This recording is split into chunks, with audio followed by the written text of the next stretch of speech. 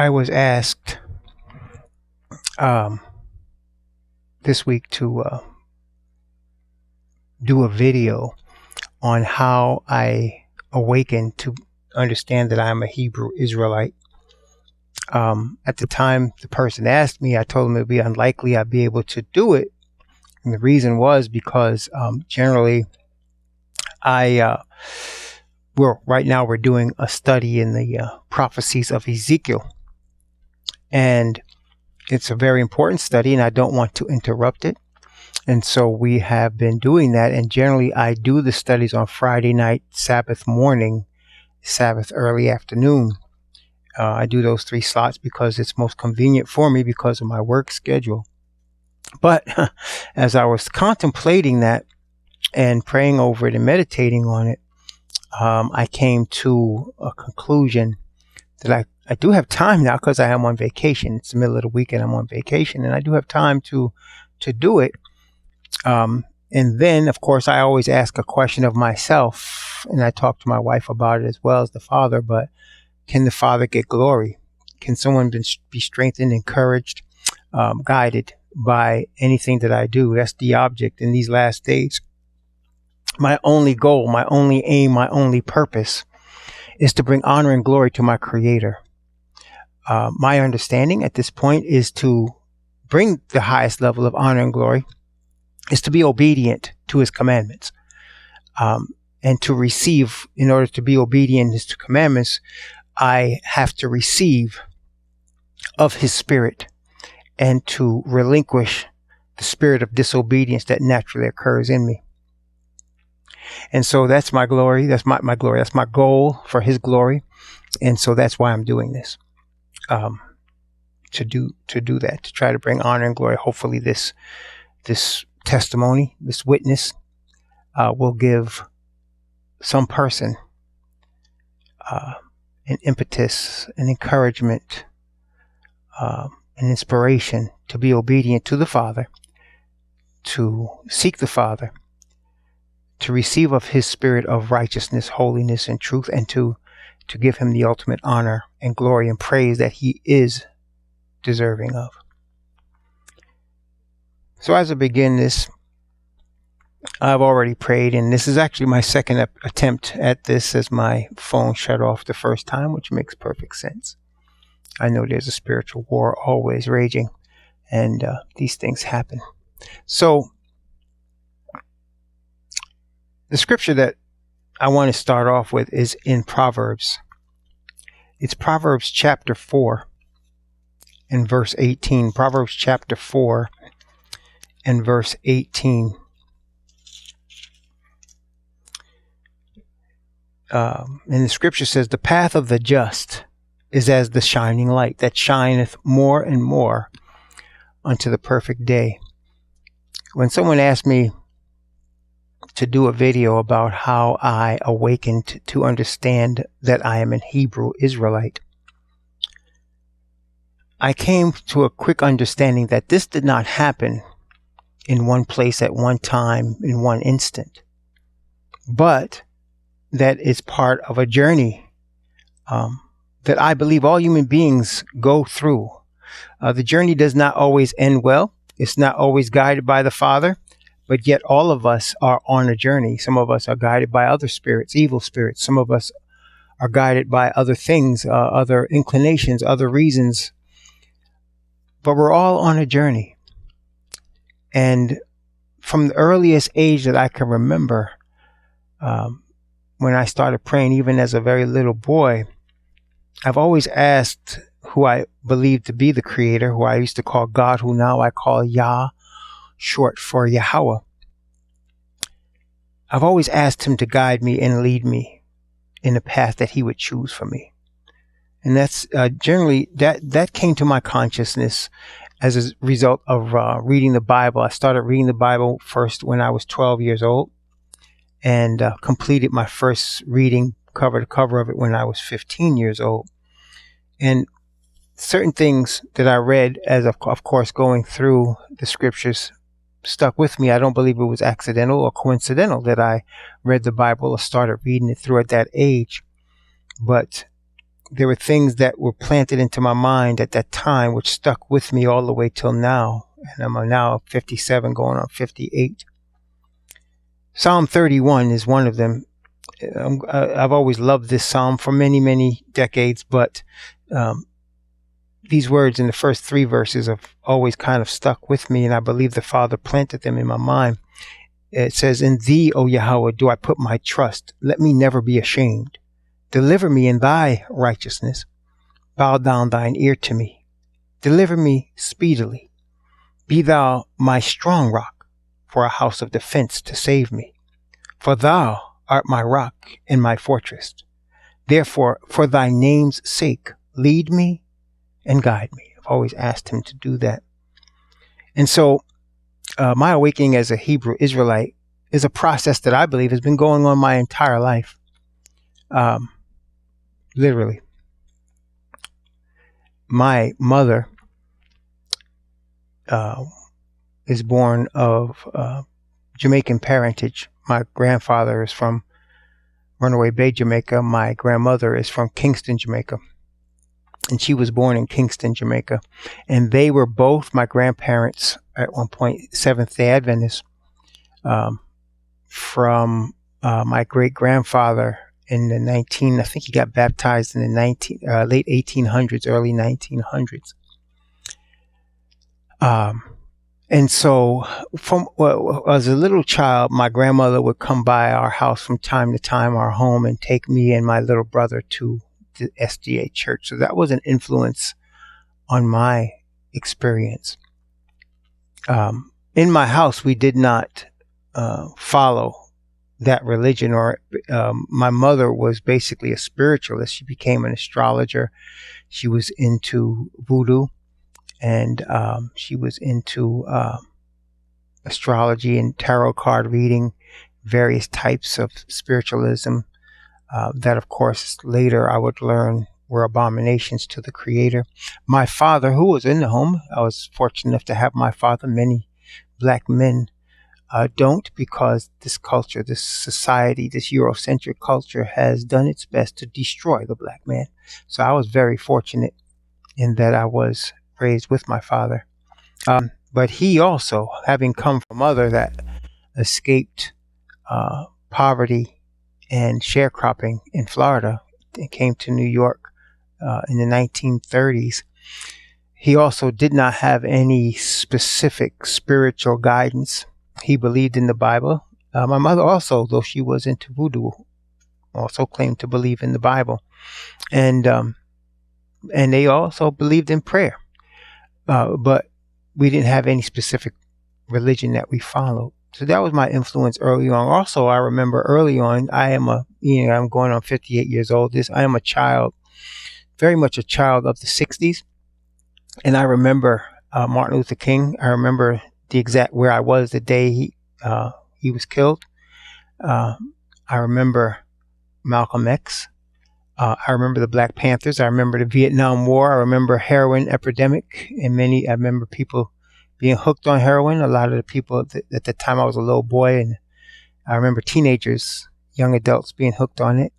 And at that time, I was very much influenced by pro-black movement. And my mother was very influential in that. We would have, this was back in the 60s. After Martin Luther King was assassinated in 68, I was, at that time, I was 6 going on 7. And I remember from that time forward, every year, this is 69 and forward, my mother would keep us home for his birthday. Whatever day his birthday fell on, if it was during the week, we would be home that day. And we would tell our teacher that we would not be in for Martin Luther King's birthday. I didn't even know if the rest of my people in my neighborhood, my fellas and their families, I didn't know if they did the same thing. But my mother was very staunch about that. We stayed home for Martin Luther King. We read a lot about black history and what was going on in black. We kept having Ebony magazine, Jet magazine in the house. And so I was very conscious of that. And from a young age, I was conscious that somehow the plight of black people in America was somehow related to Israelites of the Bible. And the reason I say that is because of the songs. A couple of songs specifically, they would say, let my people go down Moses in Egypt land, tell O Pharaoh, let my people go. I remember people singing that. I remember that being, a theme in the civil rights movement. I remember the correlation that was made between our 400 years in America and the 400 years in Egypt. These are things that I remember as a child. And these are things that did play a role in my consciousness. Now, I did not at that time correlate that the Messiah was black or that the actual Hebrews were black, but I knew there was some sort of correlation between, and I believe a lot of black people did at that time, between the Israelites of the Bible and our experience here in America. But it was just something I just carried around with me and took for granted, really, because I didn't really think any deeper on it. At the age of 11, my mother and father were deciding to divorce. And in the process of doing that, they were fighting. And in the midst of their fighting, my mother sent my brother and myself to live with my grandmother from Jamaica and my great aunt, her sister, my aunt from Jamaica. They were very strict, Seventh-day Adventists, very strict, very staunch. And what they had us do from the beginning, from almost the day we set foot there, the week we were there, we actually didn't go to Jamaica. They actually came to Miami, and we came from New York, and we stayed with them in Miami at that time. And they had us memorizing Bible verses from the beginning. Had us memorizing Bible verses. And I remember the first 2 verses that they had me memorize. And those 2 verses stuck with me. One was Matthew chapter 6. The first one, Matthew chapter 6. I remember Matthew 6, verse 6. He says, but thou, when thou prayest, enter into thy closet, and when thou hast shut thy door, pray to thy Father which is in secret, and thy Father which seeth in secret shall reward thee openly. I remember that. It was the first verse they taught me, and first verse I memorized. I think I was 11.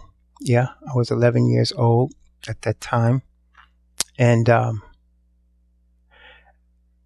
and from that point, I made it a habit of praying, and I made it a habit of praying in secret. I would pray at night in my room on my knees, but I wouldn't do it in front of anyone. Because it said to pray in secret, and Father reward thee openly, and that's been my habit from age 11 to now, almost 58 years old, for the last 47 years, praying in secret. And so that also gave me an awakening of sorts to that I believed there was a creator. I believed that this Bible, this King James Bible, was his word. I also remember, and many of you can relate to this. Okay, so my family came from Jamaica, and very ambitious Jamaicans, very into education, very much into the American dream. And one of the things I resented about them was that they quite frequently went to Caucasian-dominated churches. And I remember even as an 11-year-old boy, like I said, I was very conscious already of the struggle of the black man in America. I was very conscious already of the movement of civil rights. I was very conscious already of those struggles. And I went to Miami, Florida in 1972. And let me tell you, I don't know what Miami, Florida is like today. I haven't been there in all of these decades. I left in 74 and have not been back, actually. But I remember at that time, it was backwards, to be honest, to be nice about it.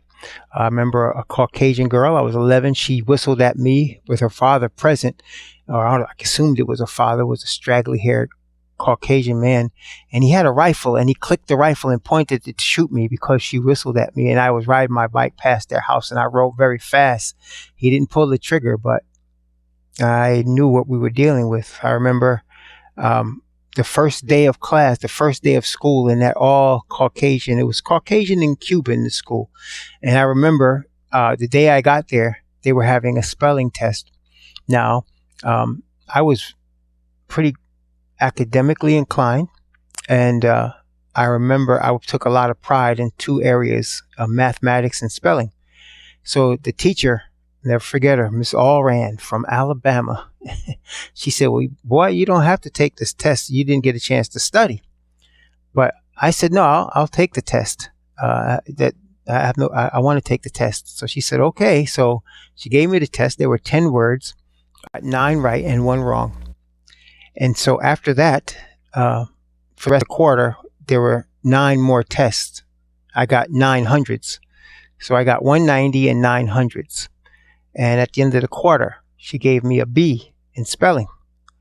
And of course, that awakened me. And I went to her and I said, "Miss Allran, why did I get a B in spelling?" And she looked in her book, and I'm looking at the book, and I see a row of hundreds, and she's looking at the hundreds. And then she saw the 90. She said, "Oh, you got it because of that 90. And that happened to me twice. It happened to me in her class and another class the following year in 7th grade. I remember that. And I was, again, conscious that we were being mistreated in this country. I didn't understand why. I knew that we had people organized into civil rights. I knew we were fighting for those rights. But again, I resented that we were going to a white church, a Caucasian church, a Caucasian SDA church. I didn't like it. I didn't like the pictures of white Jesus, though I knew of a man Jesus and I loved him. I would block out the fact that they kept showing him as a Caucasian man. I didn't like it, and it bothered me a lot. I remember that. And but I continued to read my Bible. I continued to pray. I continued to memorize the scriptures. And I was submissive to my grandmother and my Aunt Vin while we were in Florida. Then I came back to New York. Again, when I was in Florida, I had began to read the Bible. I was gifted from my grandmother a Bible, and I continued to read it every day. I would read one psalm, one chapter, or even if it was a long chapter, a piece of it, every day. And it took me 3 years, or not quite 3 years. And by the time I was 15, I finished reading it. Then I just kept the Bible with me. I would read it from time to time. But I was a young boy, 15, going on 16, and I got into things young boys get into. I was trying to have sex with girls. I was trying to experimenting with marijuana and beer and things of that nature. This is things that we deal with as young children. And I continued that way until I got to, I would say maybe it was 1982. I was age 21. Age 21. I began to feel a call. I began to feel a call on me at age 21. And the call manifested itself in that I would read the Bible. I would pray once in a while, and I would definitely read the Bible once in a while. It wasn't something I did regularly, but then I felt a strong urge to pray more and to read more. And I began to pick up, my grandmother had given me another Bible, which I still have when I turned 18. And I used to covet that Bible because it came from her. She was the most important, and still, aside from my wife, who is now, but my grandmother, who's passed and rests in her grave, she was the most important woman in my life, most influential woman in my life. And so because she gave me that Bible, I definitely would take care of it. Nothing would ever go on top of it. People thought I was very religious because of that, but it was just because she gave it to me. It could have been anything. It could have been a picture. It could have been a letter. It could have been anything, but it was a Bible she gave me, which I already had respect for. So nothing went on top of that Bible. I would always keep it on the table. And so many people thought I was religious until, when it was time to party, though, I did party, but nobody messed with the Bible. Sometimes when I was high, I would grab it and read it, and people would really bug out behind that. But that was that. So, but now, at the age of 21, I began to really earnestly start to study the Bible. Started in the book of Matthew and started reading, and it was almost like, even though I had read the Bible through, and even though from time to time I pick it up, it was like I was reading it for the first time. And there were some things, of course, that were very familiar to me, but then it was just the way it was talking to me at that time. I started praying more and more. At that time, I had a girlfriend, and then there were other girls aside from the girlfriend that I was, dealing with on and off. I wouldn't consider myself a player, but I was a young boy, and I did things that young boys do, especially in this culture that we live. And so at one point, I had my girlfriend that I lived with, but then I had one steady other girl that I was seeing. And what happened this was during this awakening time. This was during this call I was feeling. It was Christmas, I remember, because I had met the other girl's parents, and they liked me, and I liked them, nice people. Of course, they didn't know I had another girlfriend. And so the girl's mother, I don't know how she got my number, but she decided to invite me over for Christmas dinner. And she called my apartment. And the girl I was living with answered the phone. Needless to say, that was not a good day. So when I walked in the apartment, and of course, we got into a big blow up over that. But at that moment, I realized, first, I knew I was wrong. Even though I was arguing with her, I knew I was wrong. But I realized that I had to do something different with my life, that life was more than what I was doing. And what I did was wrong, and it was dirty. And I needed to make a change. Like I said, I already felt the Creator calling me. I began to pray a lot more. I was reading the Bible a lot more. And that following year, I made an announcement to my then girlfriend that I was going to stop messing around. I was going to stop using marijuana. I was going to stop using drugs and drinking. I was going to stop it all in that year. That was 1983. And she was happy about that. But I also knew in the back of my mind and in my heart that as part of this change, because she saw that it was a change that I was undergoing, and I was changing. It was, again, it's a progressive thing. It's part of a journey. I knew in my heart that it would mean that she and I would eventually break up. She didn't know that. I felt that, though. And that did happen, because it just wasn't the Most High's will. And as I look back now, it was just, I was going into a new phase of life. And unfortunately, the Creator did not include that girlfriend into this new phase of life. And we ended up breaking up. And at that same year, I got baptized in the SDA church. And because that's the only church I knew. That's the only place I knew. I in my brainwashed mind, I thought I had to go to church. I had to go to a Christian church. My family had been Seventh-day Adventist for, at that time, it was nearly 100 years. And through several generations. And so it was a natural thing. So I called my grandmother, who lived in Tennessee. I was in New York City at the time, and asked her, what church should I go to? She pointed me to this church in Harlem. I went there. I got baptized there. And the only reason I got baptized, I wasn't trying to get baptized in the SDA church. I was trying to be baptized according to the Bible. What the Bible said, as I have read.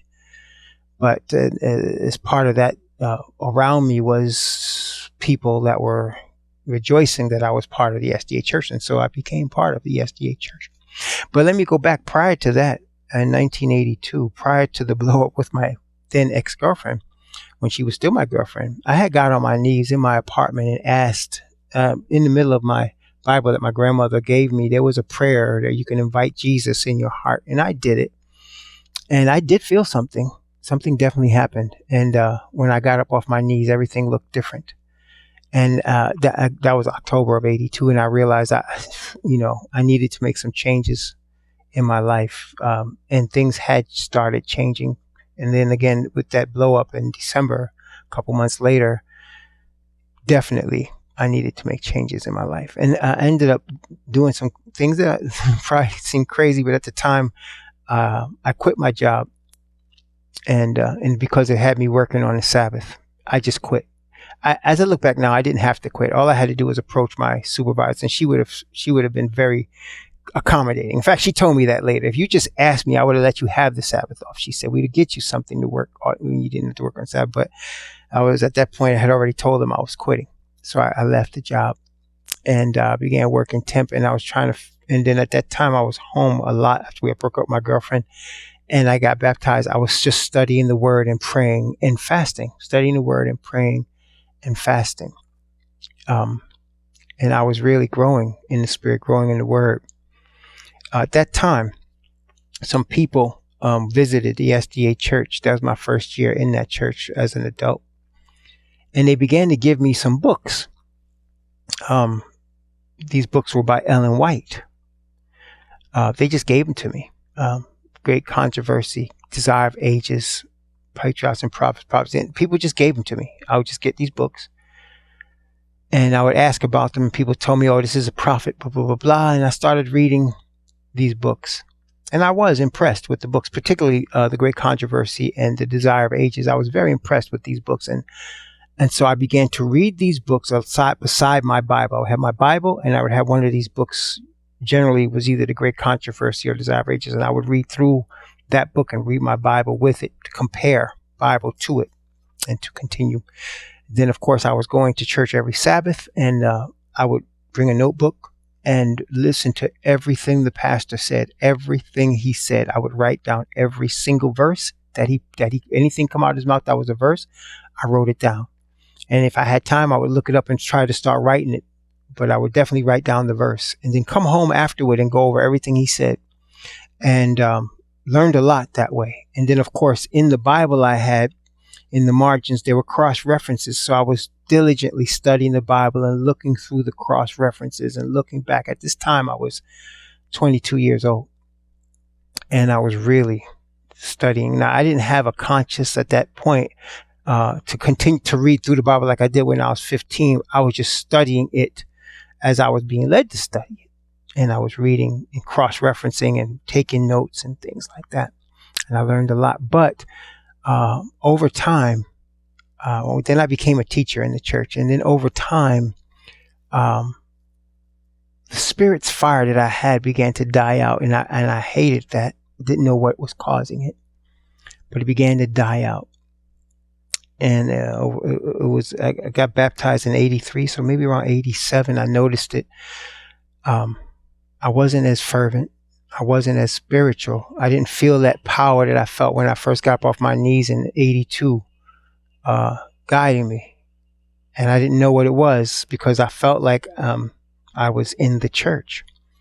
And I was faithful attendees, and I was returning my tithe and all of that.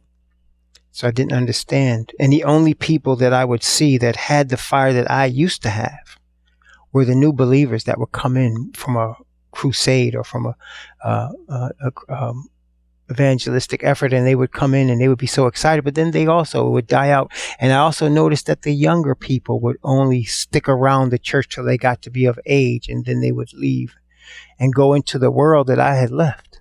And I didn't understand that. 87, though, something pivotal did happen. I remember it was the 100th anniversary of the church I was attending. That particular building had been in existence for 100 years. And so they were having a celebration that weekend.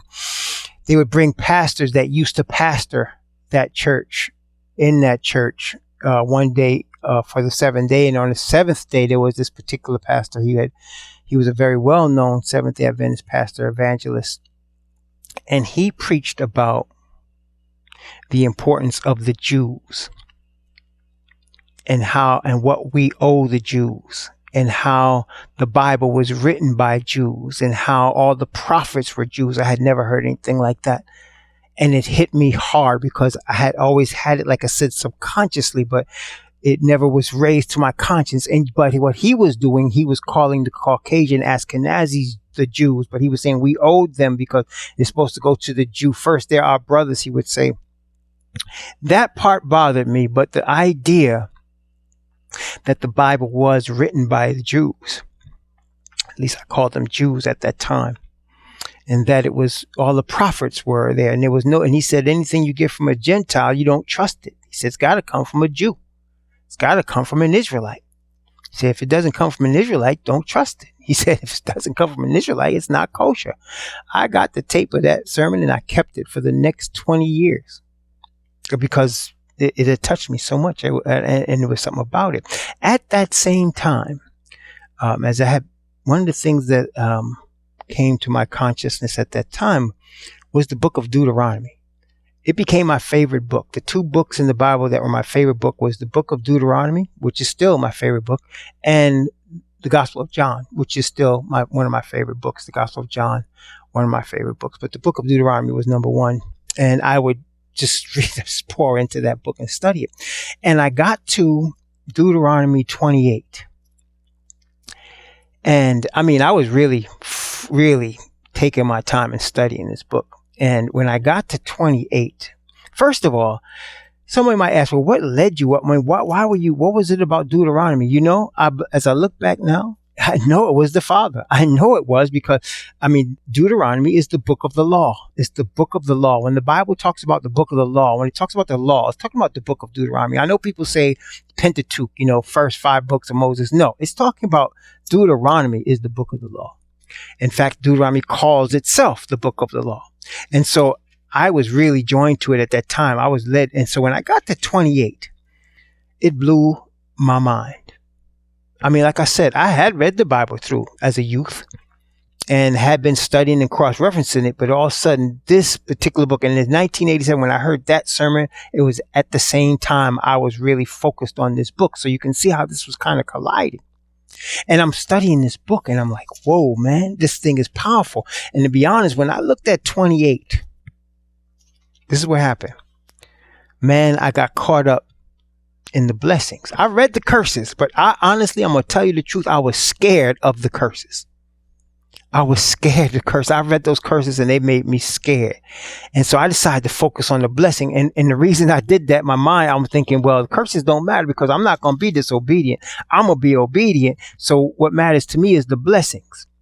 And so I was studying them blessings. I was memorizing. I wanted to memorize the whole chapter, even the curses, but I couldn't. I thought I couldn't. It was 68 verses long.